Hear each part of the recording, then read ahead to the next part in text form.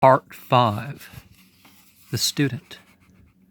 The knowing intellect, skilled in grasping. The pros and cons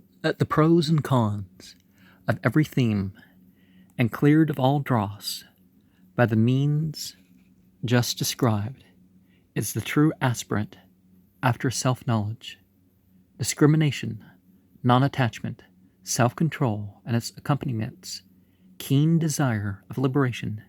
These make one fit to inquire after the real self. Vivekatudamani. The self cannot be realized by want of spiritual strength, by indifference, by austerities unaccompanied with renunciation. The self of that knower who applies himself to self with the means described enters the great self. Sages, having found it, stand ever content in spiritual consciousness, or remain centered in the self, being free from all attachment, and always at peace within and without. They find the unconditioned and all-pervading, and realizing it within.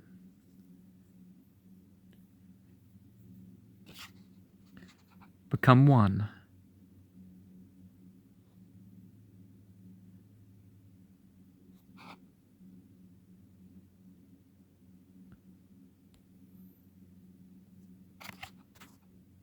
With all, with faith firmly fixed in the teaching of the yogis, with the mind entirely purified through renunciation and spiritual consciousness, ascetics, one with the immortal, become one with the real self at the moment of dissolution.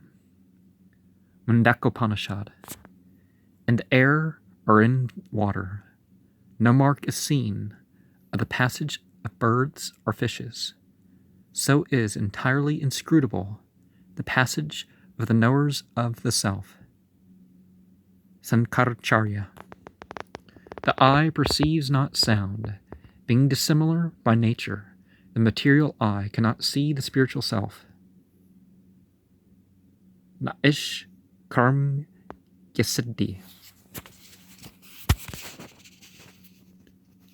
As the face is fully reflected in a clear glass, so, in the true seeker, the spirit is reflected in the intellect. Atma Purana. He knows who finds a teacher.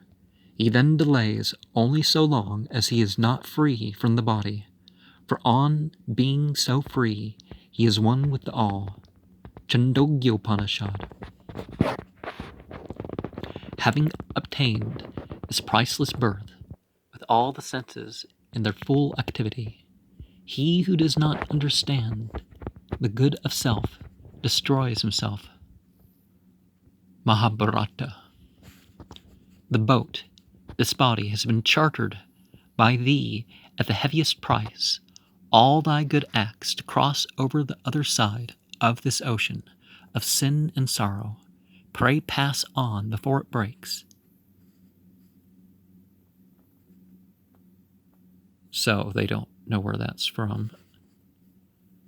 Those who destroy their self go on after death to the sphere called Asurya, without the sun, all developed in thick darkness. Upanishad, Brihadaranyaka also has it. Part 6. The teacher. Till thy mind reaches the stage of intuitive development, follow what is assured thee by teachers, books, and the logical instruments of knowledge. When thus is burnt out all latent desire, and the thing is realized, thou shouldest not hesitate to give up all concerns, even with these, however good or useful they be. Yoga Vashistha.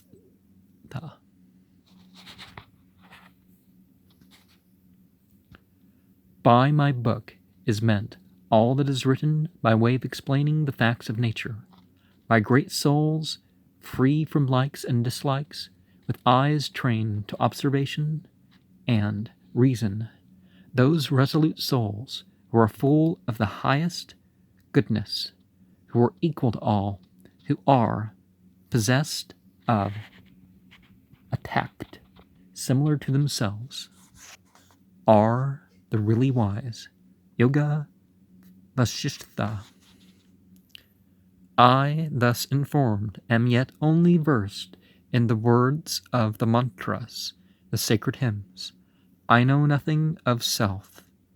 I have heard from sages of your stamp that the knower of self rises above all sorrow. With all my learning, I am full of discontent and sorrow. O Lord, take me to the other side of this ocean of misery. Chandogya Upanishad.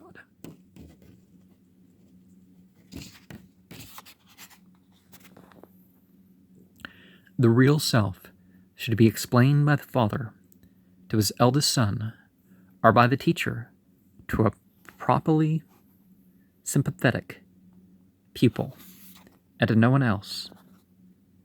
Chandogya Upanishad.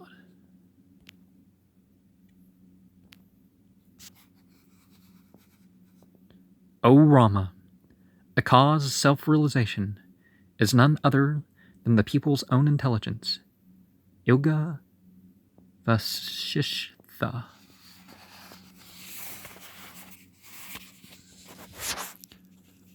One course leads to success in one birth or money, by gradual practice after the manner pointed out by the teacher.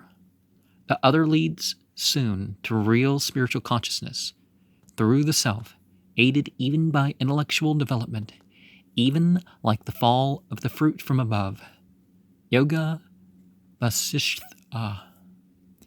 Having supported self by self, of one's own accord, through reflection, one should carry this dear, his own mind, across the ocean of delusion, this world. Yoga Vasishtha. Tell me what thou seest as other than religion and non-religion, other than these effects are their causes, other than that which is past and that which is yet to come. Katha Upanishad. Saunaka, the rich householder, approached Angarasa in due formality and asked, O Lord, teach me that whose knowledge leads to the knowledge of all that is. Mundakopanishad. The ultimate aim of all the Vedas, the final result of all austerity, the object of keeping the period of studentship, I describe to thee in brief. It is the syllable Aum. This is the symbol of the immutable self. This is the highest essence. It becomes whatever he desires to him who knows this, the ever unchangeable. This, indeed, is the highest support, the greatest help. Betaking himself to this, he becomes glorified in that. Katha Upanishad. The knower of the self attains to the supreme. Hence it is said the self is being, consciousness, limitlessness. He who realizes this, present in the intellect, as well as in the highest akasa, has access to the fruition of all desire, whatever, at one sweep, being one with the all-seeing self. Taittiriya Upanishad. This cosmos is all soul, all ceremonial, all austerities, the highest immortal self. He who realizes this in the cavity of the heart easily scatters into nothing. O good one, the knot of illusion even in this life. Mundakopanishad. The wise knowing, through the practice of subjective concentration, the all-effulgent one, extremely difficult to see, concealed deep beyond everything, shining through all acts in every heart, inaccessible and without beginning, They transcend all pleasure and all pain. Kathopanishad. He who sees himself in all and all in himself attains to the empire of self, thus worshipping self and looking on all things with equal eye. Manu. Knowing the great all-pervading self, through whom is experienced the whole of dream and waking. The wise never become subject to sorrow. Kathopanishad. As surely as water, showered on a table land, seeks the lower ground, so indeed does one seeing variety and the attributes of personality become attached to them in future. As water poured upon a clear, even surface stands ever pure and undefiled, so stands the self of the silent knower. Kathopanishad. This body is the city with 9 gates, wherein dwells the unborn, unfailing consciousness. He who knows this well never comes to grief and is liberated twice over. Kathopanishad. And you see why I give out these 9-part names. Although one person didn't have a 9-part name, which was interesting. These rivers, flowing to and ganging the ocean, lose themselves in it, lose even their name and form, and become included in the name ocean. So do all the 16 forms of the objective flowing to and ganging the self become lost in him. They lose even their name and form, and become included in the self. This self is the immortal, transcending all forms of the mortal. This is thus summoned up,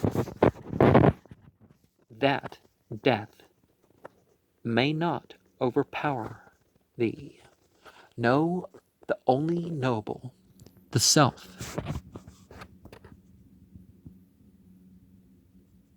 in whom are centered all forms, like the radii of a chariot wheel in its hub.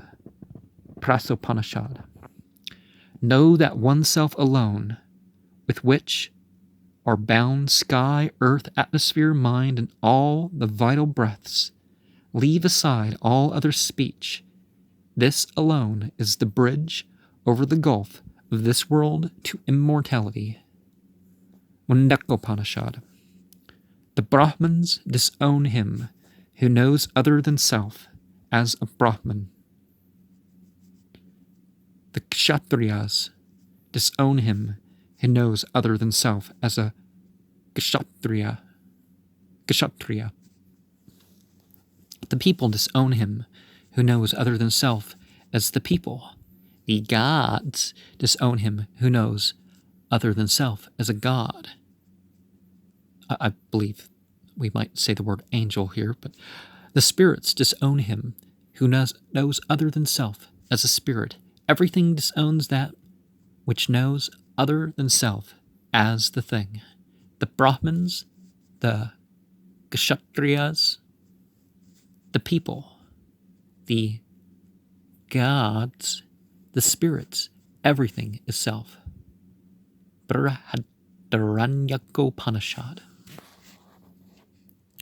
That self, which is beyond sin, decay, death, sorrow, which requires no food nor drink, which is all accomplished desire, all fulfilled thought, should be looked for, should be inquired after. He gains access to all worlds, has all his desires fulfilled, who having known this self, realizes it fully in himself and all.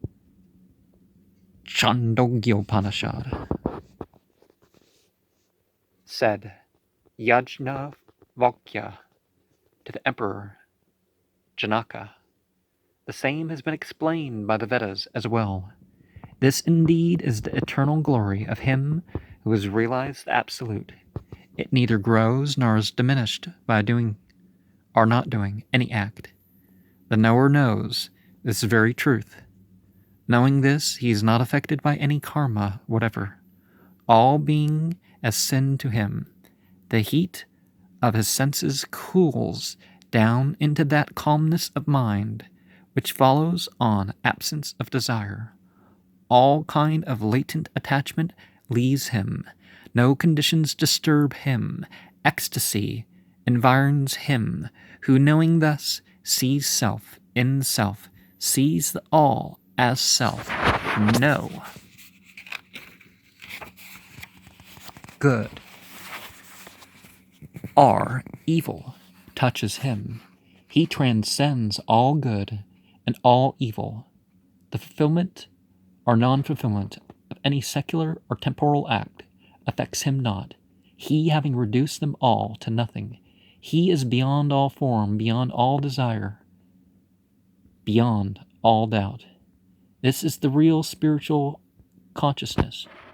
This is the real conditioned spirit. Upanishad. Perhaps we're not saying good and evil. Perhaps we're saying something a little bit different than that. You know, like a negative and positive thing, because people make too big a deal, that sort of thing. Trying to over-moralize everything. I know this self to be the all, the great self, all effulgence, transcending all darkness. Knowing this, one can transcend even death. There surely is no other road out of this world. Svataropanishad. Like and dislike do not cease to affect him who yet relates himself to the body. These never touch him who has disembodied himself mentally. Upanishad. As oil is found in sesamum seeds, as ghee is found in curds, as water is found in watercourses, or as fire is found in the arani wood, so is the self seen in self by him who tries to realize it through universal love and perfect control over mind and body. Svataropanishad. Brahmins and others, desirous of knowing it, know it by the study of the Vedas, by sacrifice, by ascetic practices unaccompanied with desire. Knowing it, they become the silent ones. Upanishad. So sort of a clearer thing than the Ekankar 9 silent ones, but we know exactly what that refers to now. I mean, what it represents. Having explained the Vedas to his people, the teacher thus enjoins him, tell the truth, go by religious forms, never disregard thy proper study, and having satisfied thy teacher, do not put an end to thy line. Upanishad. 3 are the stays of religion: sacrifice, study, and charity. Upanishad. He who knows it,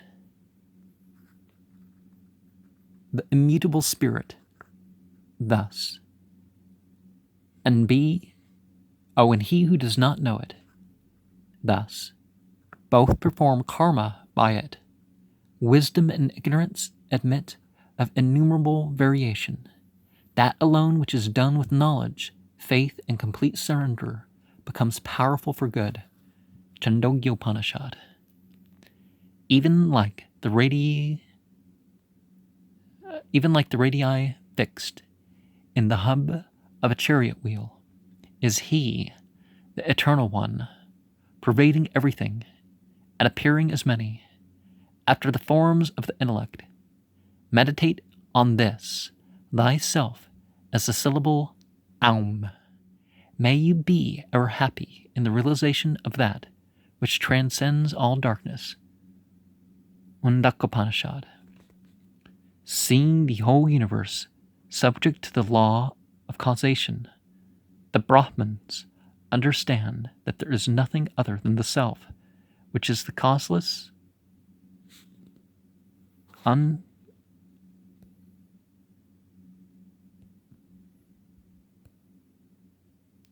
uncreate, and finding no use in acting up to the ideals of the world, feels supreme contempt for everything.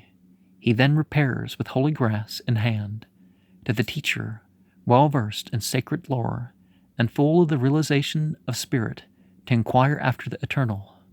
The knower explains to him, with mind free from all egotism and with the senses turned within, repairs to him, thus questioning that inner doctrine which reveals the eternal self, the highest truth. Upanishad. The chief help to self-realization is, however, that reflection which comes of one's own effort.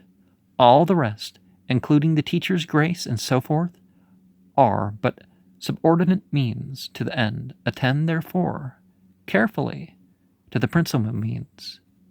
Yoga Vashishtha.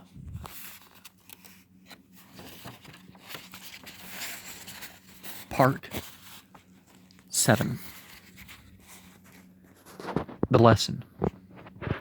Beyond desire, without parts, above egoism, being or non-being whatever, thou art, thou canst not escape from being the self. Thou destroyest, protectest, givest, shinest, speakest, though ever free from egoism. Wonderful is the power of Maya, illusion. Yoga Vashishtha. He thought, I may become many and multiply. He objectified himself and evolved all this, everything, whatever. Having evolved this, he entered into it, and entering became all positives and all negatives. As spirit and all matter, all infinite and all finite. Upanishad.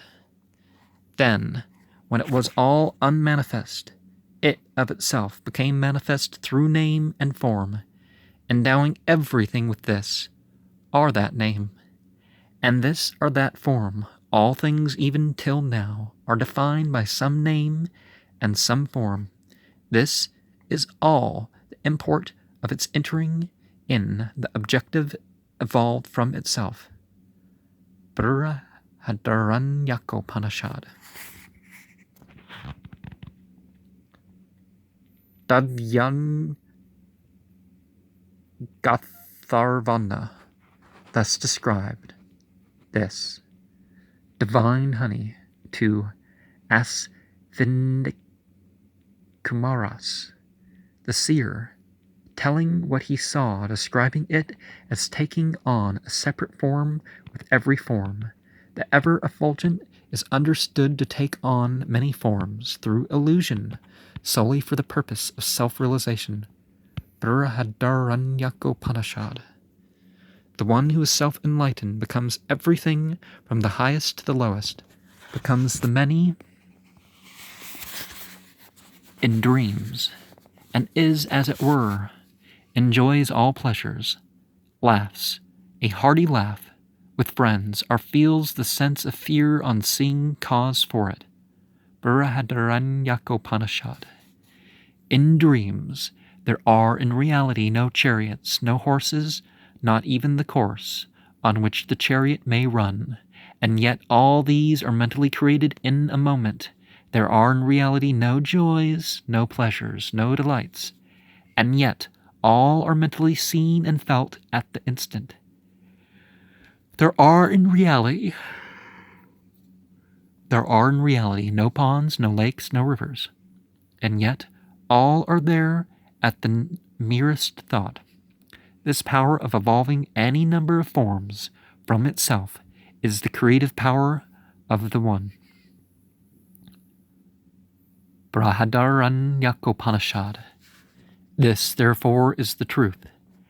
As from fire well lighted, fiery sparks flow off in all directions by the thousand, so do all beings of every variety come out, O good one, from the ever immutable, and are resolved also into the same. It is the self-illumined, formless spirit, all within and all without, unborn, without breath, without mind, above all conditions, beyond the eternal cause of the phenomenal.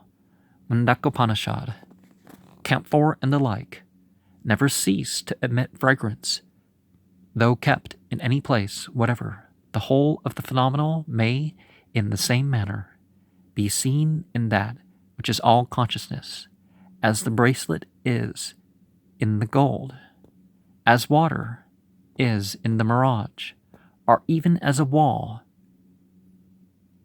stands round the city seen in dream, so subsists the form of every object in the subject. Yoga Vasishtha. He who generally knows everything knows the same particularly also.